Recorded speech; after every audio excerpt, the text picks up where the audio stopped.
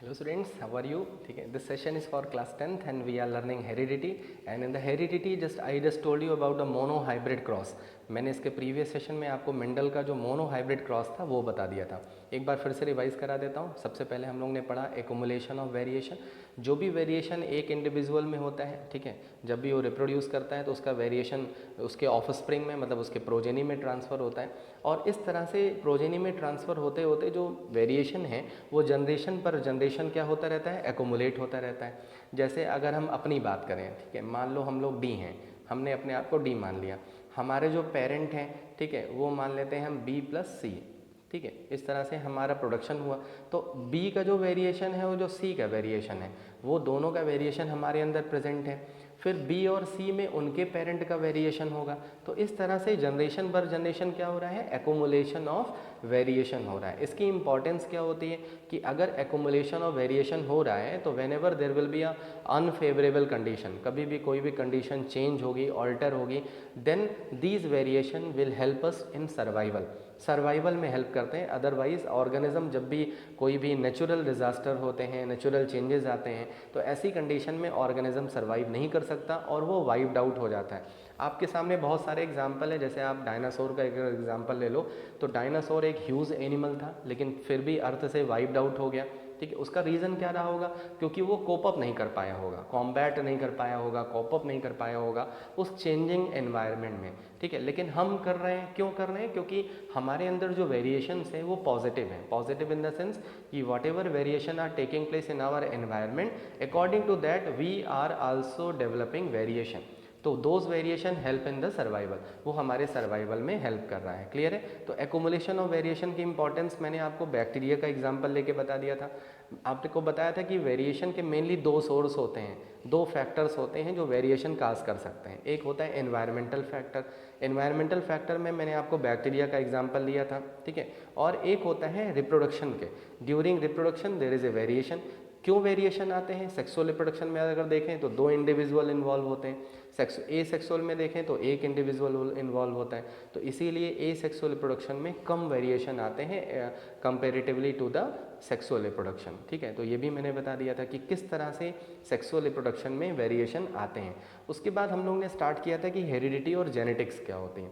Genetics एक branch है और हेरिडिटी उसका पार्ट है, मतलब जो प्रोसेस होता है वो हेरिडिटी है। लेकिन जो जिस ब्रांच में हम लोग ये सारी चीज़ें पढ़ रहे हैं, हम ये कह सकते हैं कि हम कौन सा चैप्टर पढ़ रहे हैं, जेनेटिक्स पढ़ रहे हैं, ठीक है। और उसी के अंडर में हम लोग क्या पढ़ रहे हैं, हेरिडिटी, इनहेरिटेंस, वेरिएशन, ये सारी चीज़ें हम यहाँ पे पढ़ रहे हैं। क्लियर है। तो जेनेटिक्स क्या है, एक ब्रांच है और हेरिडिटी प्रोसेस है। अब रूल्स ऑफ इनहेरिटेंस, हेरिडिटी तो क्लियर कर दिया था कि हेरिडिटी क्या होती है, लेकिन उसके पीछे क्या रूल्स हैं, क्या लॉज काम करते हैं। तो इसके लिए सबसे पहले एक्सपेरिमेंट किसने किया था, मेंडल्स ने किया था।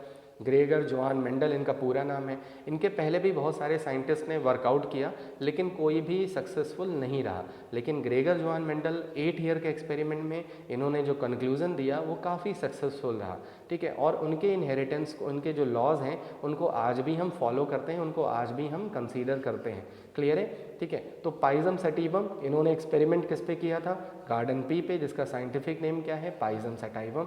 अब क्वेश्चन यह है कि इन्होंने इसी को क्यों सेलेक्ट किया, तो इसको मैंने रीज़न बता दिया था, ये सारे रीजंस थे। उसके बाद मोनो हाइब्रिड क्रॉस करवाया, क्योंकि जब तक देखो साइंटिस्ट जब तक एक्सपेरिमेंट नहीं करवाएंगे तब तक कोई कंक्लूजन नहीं दे सकते। तो सबसे पहले इन्होंने कौन सा क्रॉस करवाया था, mono hybrid cross. Mono hybrid cross में इन्होंने सिंगल ट्रेट लिया था, सिंगल कंट्रास्टिंग ट्रेट को फोकस किया था। जैसे दो प्लांट लिए, कौन से प्लांट लिए, गार्डन पी। एक गार्डन पी टॉल था, कैसे पता लगेगा, अरे भाई देख के ही पता लग जाएगा, ठीक है, कि टॉल है। दूसरा प्लांट उसके कंपेयर में कम हाइट का था तो उसको उन्होंने माना डॉफ है। दोनों को क्रॉस कराया। मैंने आपको प्रीवियस सेशन में बताया था कि क्रॉस कैसे करवाते हैं। क्रॉस पॉलिनेशन जब करवाया तो आपको पता है सीड प्रोड्यूस होंगे, फर्टिलाइजेशन होगा, सीड प्रोडक्शन होगा। जब सीड को सो करेंगे, मतलब सीड को जब बोएंगे, तो he observe when he sow the seed, जब उन्होंने सीड को सो किया तो he observe whatever plants develop from दो seed they all were tall. जितने भी प्लांट उस सीड से प्रोड्यूस हुए सब क्या थे, टॉल थे। लेकिन उन्होंने दो ट्रेट को लिया था, टॉल एंड डॉफ। लेकिन कौन रिप्रेजेंट कर रहा है अपने आप को, टॉल। तो इसका मतलब है यहाँ पे टॉल क्या है, डोमिनेंट ट्रेट है।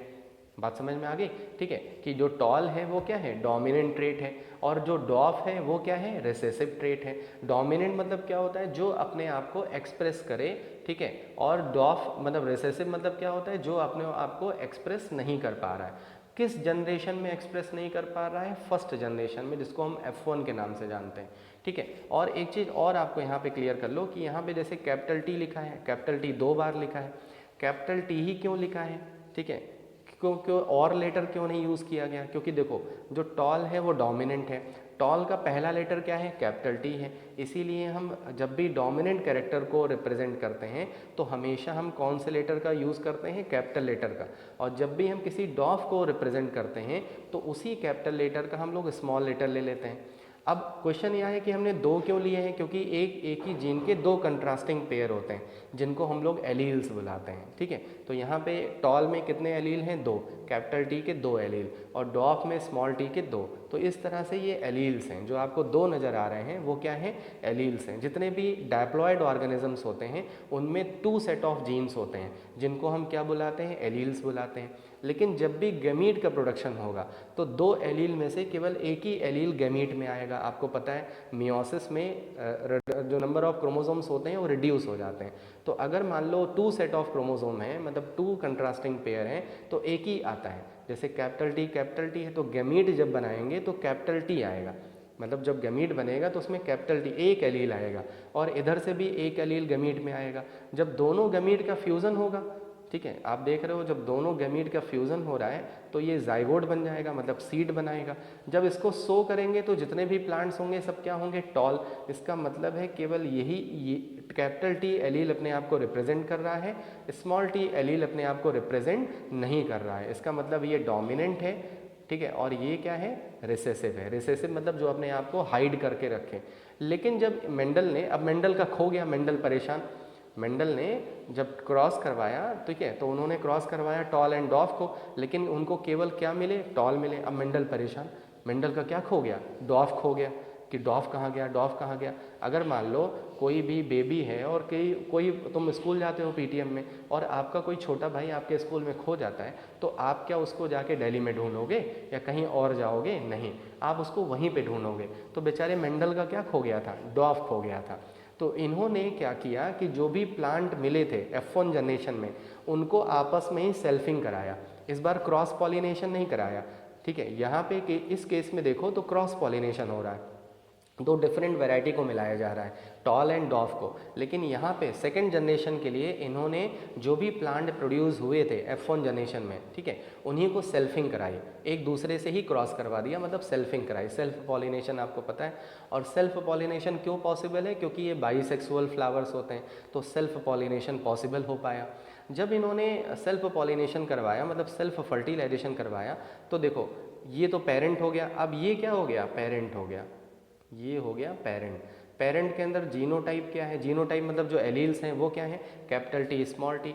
अब जब ये गैमीट बनाएगा तो दो टाइप के गैमीट बनाएगा, एक कैपिटल टी और एक स्मॉल टी, ठीक है। अगर मान लो ये मेल पेरेंट है, ये कौन सा पेरेंट है, मेल, मेल को ऐसे सिंबल से रिप्रेजेंट करते हैं, ठीक है। तो सेम एज फीमेल पेरेंट भी वही बनाएगा क्योंकि सेल्फिंग हो रही है।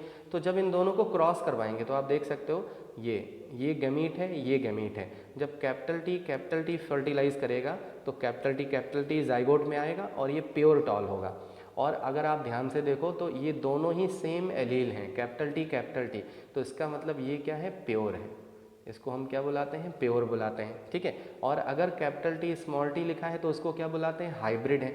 लेकिन इस कंडीशन में भी टॉल है और इस कंडीशन में भी टॉल है, मतलब जब कैपिटल टी एक साथ होते हैं तब भी टॉल आता है, और जब कैपिटल टी स्मॉल टी होते हैं तब भी टॉल आता है। इसका मतलब है इस कंडीशन को होमोजाइगस बोलते हैं, होमो मतलब सेम, और इस कंडीशन को क्या बुलाते हैं, हेट्रोजाइगस। दोनों ही कंडीशन में टॉल आ रहा है, इसका मतलब है डोमिनेंट है ना कैपिटल टी की वजह से। लेकिन जब स्मॉल टी और स्मॉल टी का फ्यूज़न होता है, स्मॉल टी का फ्यूज़न होता है, ठीक है, ये जब स्मॉल टी एक पेरेंट से स्मॉल टी दूसरा, इन दोनों का जब फ्यूज़न होता है तो क्या प्रोड्यूस होगा, डॉफ, ठीक है। क्योंकि रिसेसिव दोनों एलील एक ही जैसे हैं तो ये अपने आप को रिप्रेजेंट करेंगे, ठीक है। तो इस कंडीशन को भी हम क्या बुलाएंगे, होमोजाइगस। तो जो रिसेसिव ट्रेट होता है वो कभी भी अपने आप को हेट्रोजाइगस कंडीशन में एक्सप्रेस नहीं करता है। इस कंडीशन में ये वाला एलील अपने आप को एक्सप्रेस कर रहा है, बताओ, नहीं कर रहा है, समझ। क्यों, कैसे पता लगाओगे नहीं कर रहा है? क्योंकि कौन सा ट्रेट आ रहा है? टॉल। इसका मतलब है ये अपने आप को एक्सप्रेस नहीं कर रहा है। लेकिन अगर मान लो दो स्मॉल टी एक साथ आ गए, मतलब दो रिसेसिव एलील एक साथ आ गए, तो ऐसी कंडीशन में ये कौन सा फिनोटाइप शो करेगा, मतलब कैसा अपीयरेंस आएगा इसका?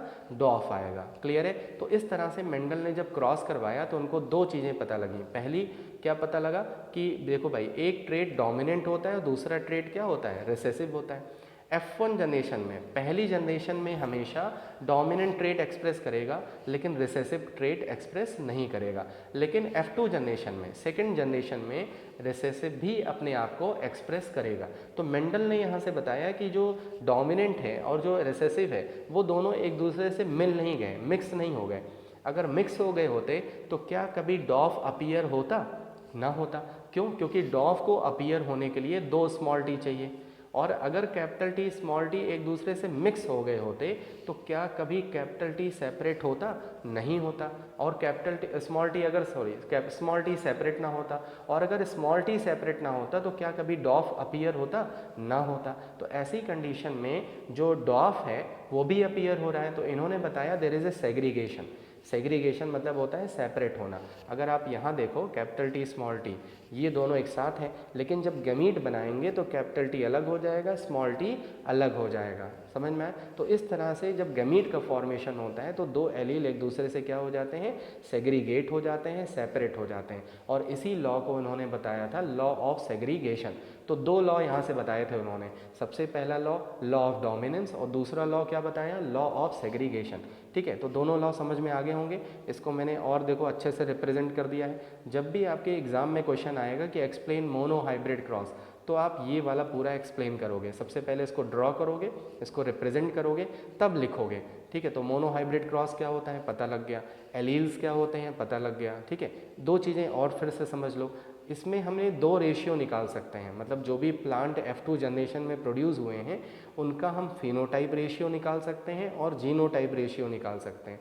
फिनोटाइप रेशियो हमेशा हम अपीयरेंस के बेस पे बताते हैं। जब भी हम देखेंगे तो हमें कितने टॉल नज़र आएंगे? 1 2 3, तीनों टॉल नज़र आएंगे, और डॉफ कितना नज़र आएगा? एक। लेकिन जब हम इसके एलील्स को ध्यान से देखेंगे, एलील्स को, अभी हमने क्या देखा है? अपीयरेंस को, लेकिन जब हम एलील्स को देखेंगे तो हमें एक प्योर टॉल दिखेगा, दो हाइब्रिड टॉल दिखेंगे और एक डॉफ दिखेगा। और याद रखना डॉफ हमेशा प्योर होता है, वो कभी हाइब्रिड हो ही नहीं सकता। तो इस रेशियो को बुलाते हैं जीनोटाइप रेशियो। तो फिनोटाइप और जीनोटाइप रेशियो समझ में आ गया। फिनोटाइप रेशियो अपीयरेंस के बेस पे जो हम देख के जो रेशियो कैलकुलेट करते हैं उसको बोलते हैं फिनोटाइप, और जब भी हम एलील्स के बेसिस पे रेशियो बताते हैं तो that is known as genotype ratio. ठीक है, तो फिनोटाइप जीनोटाइप रेशियो समझ में आ गया। ये मैंने एक और रिप्रेजेंटेशन दे दिया मेंडल का कि किस तरह से मेंडल ने इसको रिप्रेजेंट किया था दूसरा ट्रेट लेकर। ठीक है, अब यहाँ पे देखो क्या लिया जा रहा है? पर्पल और पर्पल को क्रॉस करवाया जा रहा है। ठीक है, पर्पल को पर्पल से, मतलब ये कौन सा? सेल्फिंग है। इस क्रॉस को हम क्या बुलाते हैं? सेल्फिंग बुलाते हैं। समझ में आया? ठीक है, तो पर्पल और पर्पल में देखो स्मॉल टी जो है वो वाइट को रिप्रेजेंट कर रहा है। ठीक है, स्मॉल टी किसको रिप्रेजेंट कर रहा है? वाइट को। तो जब स्मॉल टी एक साथ आ जाएंगे तो वाइट अपने आप को रिप्रेजेंट करेगा। ये एकदम वही टॉल एंड डॉफ वाले की तरह है। अब आपकी बुक में एक और एक्टिविटी दी है, जैसे ईयर को अगर आप देखो, मेरे ईयर को देखो, ये तो ये लूज ईयर है। ठीक है, आप अपने ईयर को देखो, ये जो ईयर है वो ऐसे फ्यूज़ होगा। हो सकता है कि आपका ईयर जो है, ठीक है बहुत ध्यान से समझो, ये जो ईयर है ये लूज़ है, देख सकते हो ये जो लोब है ये लूज़ है। ठीक है, आपके घर में हो सकता है किसी का ईयर ये जो लूज़ है ये ऐसे चिपका हो, इसको बोलते हैं फ्यूज़ ईयर। समझ में आया? सबसे ज़्यादा लोग लूज़ ईयर वाले मिलते हैं। अब बताओ, सबसे ज़्यादा लोग अगर लूज़ ईयर वाले मिलते हैं तो लूज़ ईयर क्या है? डोमिनेंट है। ठीक है, और अगर लूज ईयर डोमिनेंट है तो इसको किस लेटर से रिप्रेजेंट करोगे? Capital E, capital E. दो कैपिटल ई क्यों लिखोगे? क्योंकि जीन्स पेयर में होते हैं, एलील्स पेयर में आप लिखोगे तो कैपिटल ई लिखोगे। अच्छा, इसका रिसेसिव क्या होगा? Fuse year. अगर किसी का फ्यूज ईयर है तो उसको वो रिसेसिव है, तो उसको किस लेटर से रिप्रेजेंट करोगे? स्मॉल ई, स्मॉल ई। इस क्रॉस को परफॉर्म करके देखना, ठीक है। इस क्रॉस को खुद से परफॉर्म करके देखना, जैसे मैंने टॉल एंड डॉफ को बताया है, जैसे यहाँ पे टॉल एंड डॉफ को क्रॉस कराया गया है, ऐसे ही आप लूज ईयर और फ्यूज ईयर वाले को क्रॉस करा के देखना और मुझे बताना कमेंट बॉक्स में कि yes sir we are able to perform the cross. हम लोग जैसे टॉल एंड डॉफ का क्रॉस है ऐसे ही लूज ईयर और फ्यूज ईयर वाले को क्रॉस करवा सकते हैं। ऐसे ही आप कोई भी कैरेक्टर लेके उसको क्रॉस करवा के देख सकते हो, इससे आप प्रैक्टिस कर सकते हो, ठीक है। जिससे आपके एग्जाम में अगर मान लो केवल टॉल एंड डॉफ नहीं, कोई भी कैरेक्टर आ जाए, जैसे मान लो वायलेट और वाइट बोला जाए कि दो प्लांट के बीच में क्रॉस करवाओ वायलेट और वाइट, और आपको बताएगा कि वायलेट डोमिनेंट है, तो वायलेट अगर डोमिनेंट है तो उसको किस लेटर से रिप्रेजेंट करोगे, कैपिटल वी, और वाइट को किस लेटर से रिप्रेजेंट करोगे, स्मॉल वी। समझ में आए? तो इस तरह से आप कई सारे ट्रेड को लेके क्रॉस करवा सकते हो, मोनो हाइब्रिड क्रॉस, ठीक है। तो उसकी प्रैक्टिस कर सकते हो कि किस तरह से ये प्रैक्टिस यहाँ पे हुई है। क्लियर है? तो यहाँ पे आप देख सकते हो ये गैमीट बना रहा है, कैपिटल टी स्मॉल टी अलग अलग हो जा रहे हैं, ठीक है। ड्यूरिंग गैमीट फॉर्मेशन जो कैपिटल टी है मतलब एलील है वो अलग हो गया, वो एक गैमीट में चला गया, और जो स्मॉल टी है वो दूसरे गैमीट में चला गया। इसी तरह से मेल पेरेंट और फीमेल पेरेंट के गैमीट अलग अलग हो जाएंगे, समझ में आए? और दोनों के बीच में जब क्रॉस होगा तो डॉफ भी अपने आप को शो करेगा, कौन से जनरेशन में, F2 जनरेशन में। क्लियर है? ठीक है। तो यहाँ से इन्होंने दो लॉ दिए थे, लॉ ऑफ डोमिनेंस और लॉ ऑफ सेग्रीगेशन। तो ये टॉपिक यहाँ पे क्लियर हो गया कि कंक्लूजन में देख लो, out of 2 character of parents only 1 character express in the itself in the hybrid, केवल एक ही कैरेक्टर अपने आप को रिप्रेजेंट करता है। This character was termed as dominant, ठीक है। वैसे भी अगर आप देखो अपनी फैमिली में ही अगर मम्मी पापा और हमारे अंदर केवल पापा के कैरेक्टर ज़्यादा दिख रहे हैं तो पापा के कैरेक्टर हम क्या बुलाएंगे, डोमिनेंट है, लेकिन मम्मी के कैरेक्टर क्या है, रिसेसिव। लेकिन हमारी जब ऑफस्प्रिंग आएगी, जब हमारी सेकेंड जनरेशन आएगी तो वो जो रिसेसिव ट्रेट है मदर के वो भी एक्सप्रेस हो जाएंगे, ऐसा होगा। क्लियर है? आपकी फैमिली में अगर आप देखोगे तो ऐसा आप प्रैक्टिकली ऑब्जर्व कर सकते हो, ठीक है। तो कुछ ट्रेट डोमिनेंट होते हैं, कुछ ट्रेट क्या होते हैं, रिसेसिव होते हैं। रिसेसिव ट्रेट का मतलब ये नहीं कि वो अपने आप को कभी रिप्रेजेंट नहीं करेंगे, आगे चल के नेक्स्ट जनरेशन में वो भी अपने आप को रिप्रेजेंट करते हैं। It also showed that dominant trait is express in both, और डोमिनेंट ट्रेट याद रखना होमोजाइगस कंडीशन और हेट्रोजाइगस कंडीशन दोनों में ही अपने आप को एक्सप्रेस करेगा। जैसे यहाँ पे देखो ये होमोजाइगस कंडीशन है और हेट्रोजाइगस, दोनों ही कंडीशन में प्लांट टॉल होगा, लेकिन जो रिसेसिव ट्रेट होगा वो अपने आप को केवल होमोजाइगस कंडीशन में ही एक्सप्रेस करेगा। क्लियर है? ठीक है। एलील्स क्या होते हैं, contrasting pair of a gene को बोलते हैं एलील्स। होमोजाइगस मतलब क्या होता है, when the two same type of alleles present they that is known as homozygous condition. When two different type of allele is present that is known as heterozygous. phenotype ratio किस पे based होता है, appearance पे। Genotype ratio किस पे based होता है, alleles पे, ठीक है। तो ये मोनो हाइब्रिड क्रॉस से कुछ टर्म्स थे जो मैंने बता दिया। अब आ जाओ डाई हाइब्रिड क्रॉस पे। डाई हाइब्रिड क्रॉस के लिए मेंडल ने 2 कैरेक्टर लिए, 2 कंट्रास्टिंग पेयर ऑफ कैरेक्टर लिए, ठीक है। एक लिया था इन्होंने राउंडेड येलो सीड्स। अब राउंडेड येलो सीड्स का मतलब देखो यहाँ पे ये है, ये अगर आप इन सीड्स को देखो तो ये राउंडेड है और इनका कलर कैसा है, येलो है। और यहाँ पे इन्होंने दूसरा जो कैरेक्टर लिया था वो रिंकल्ड। रिंकल्ड मतलब होता है झुर्रीदार। इस तरह से आपने कभी देखा होगा कि मटर के जो दाने होते हैं वो रिंकल्स होते हैं, मतलब उन पे रिंकल्स पड़े होते हैं, वो राउंड नहीं होते, तो इसको बोलते हैं रिंकल्ड। और इनका कलर कैसा है, ग्रीन। तो इन्होंने 2 ट्रेट लिए थे, एक राउंडेड येलो और दूसरा रिंकल्ड ग्रीन। तो 2 ट्रेट लिए हैं ना, इसीलिए इस क्रॉस को क्या बुलाते हैं, डाई हाइब्रिड क्रॉस, ठीक है। अब बताओ राउंड डोमिनेंट है, पहले से पता है कि राउंड डोमिनेंट है, तो राउंड को हम किस लेटर से रिप्रेजेंट करेंगे, कैपिटल आर, कैपिटल आर। उसके बाद येलो भी डोमिनेंट है, तो येलो को किस लेटर से रिप्रेजेंट करेंगे, कैपिटल वाई, कैपिटल वाई। यहाँ पे हम सब capital R, capital R, capital why he लिख रहे हैं, इसका मतलब ये क्या है, प्योर है।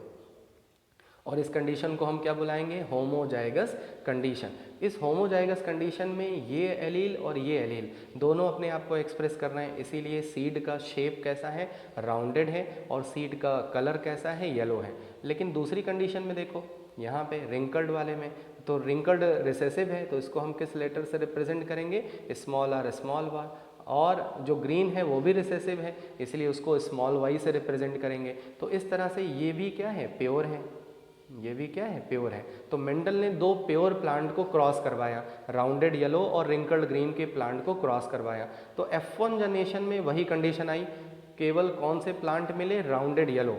F1 जनरेशन में मेंडल को राउंडेड येलो मिले। क्लियर है? ठीक है। राउंडेड येलो मिल गए। अब इन्होंने F2 जनरेशन के लिए सेल्फिंग कराई।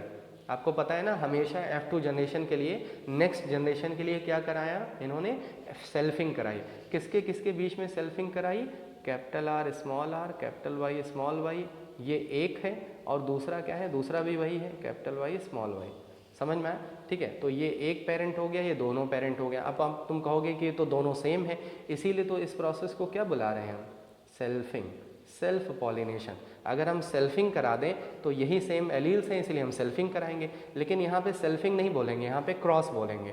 बात समझ में आई? तो F1 जनरेशन में ये वाले प्लांट आ गए, ये कंडीशन आई, capital R small r, capital Y small y, मतलब हेट्रोजाइगस हैं, मतलब हाइब्रिड हैं, लेकिन कैरेक्टर कौन सा है, राउंडेड येलो। ठीक है, तो इन दोनों को सेल्फिंग कराई। अब सेल्फिंग कराने के लिए सबसे पहले आपको गैमीड बनाना सीखना पड़ेगा।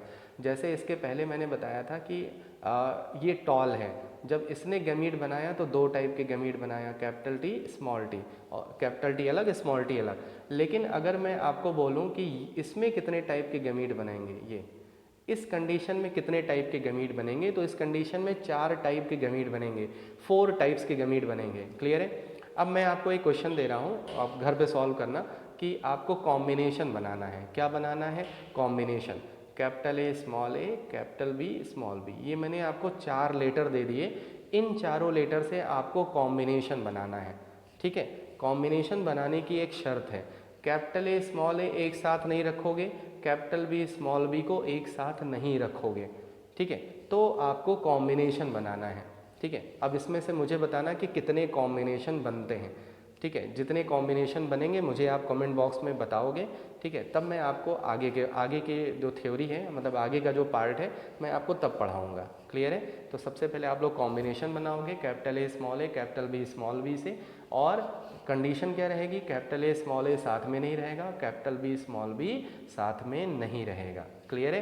तो कॉम्बिनेशन बता के मुझे कमेंट बॉक्स में बताओगे, तब मैं नेक्स्ट टॉपिक मतलब आगे की तरफ बढ़ूंगा। क्लियर है? सेशन को कंप्लीट करते हैं। Stay fit, stay healthy. जय हिंद, जय Bharat, love you and good bye.